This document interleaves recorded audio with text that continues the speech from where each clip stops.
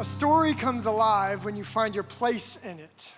And so I've always looked for stories that would make sense of life, that would make me feel alive. And the best place to find a story, of course, is the bookstore. Now, I know bookstores are becoming an extinct thing, but I love bookstores. Anybody love bookstores here? And so one day I go into my favorite used bookstore and I'm just doing what I do, perusing the books, looking for anything that might catch my eye. And I love books so much that, I feel that combination of like joy and anxiety in a bookstore. Like I'm so happy and I want to read all of them, but I can't at the same time. So I'm just looking through the bookstore, grabbing random books and pulling them off the shelf, putting them back on, glancing at it, moving along, right?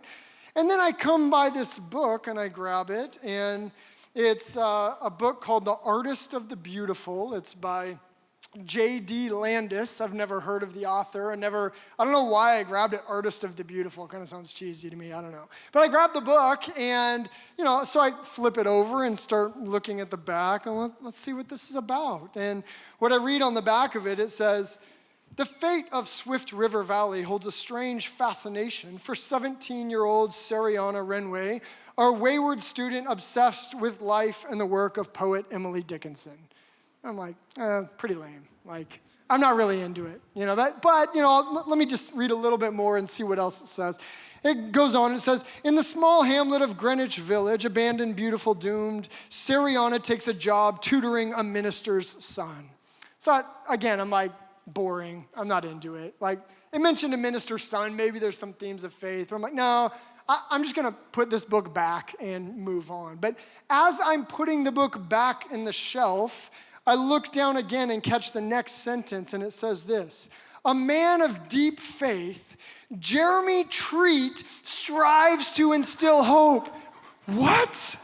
I'm Jeremy Treat. Like, who's watching me right now? Is this a prank? Are there video cameras? Come on out, guys. Like, what? I look again. Jeremy Treat, it says that? Like, what is going on here? And I keep reading, and it says, "A man of deep faith, Jeremy Treat, strives to instill hope into a town destined to be taken and lost forever." Sounds a lot like Los Angeles. And then it says, "He vows to be the last one in the valley to ensure his remaining flock leaves safely." And I could not believe this, that all of a sudden this book has me in it. Did somebody follow me? Did they write this about me? Were they stalking me? Like, what's going on? But what was so interesting about this, is I was hooked all of a sudden. With a story that felt like was boring, had nothing to do with me, I didn't care about it, but as soon as I saw my place in it, I was hooked. See, a story comes alive when you find your place in it. And searching for a story wasn't just something I did that afternoon.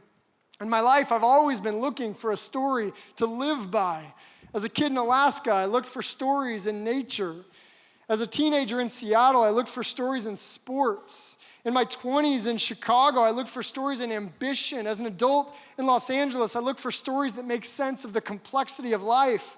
Of course, I hear the story of the world that's telling me to seek self-fulfillment. And it all reminds me of the first time that I picked up this book.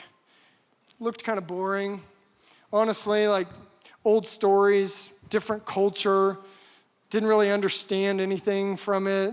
Bible, don't really know. Well, maybe I'll just put it back. And then I read this: "God has made everything beautiful in its time. He has also set eternity in the human heart. Yet no one can fathom what God has done from beginning to end."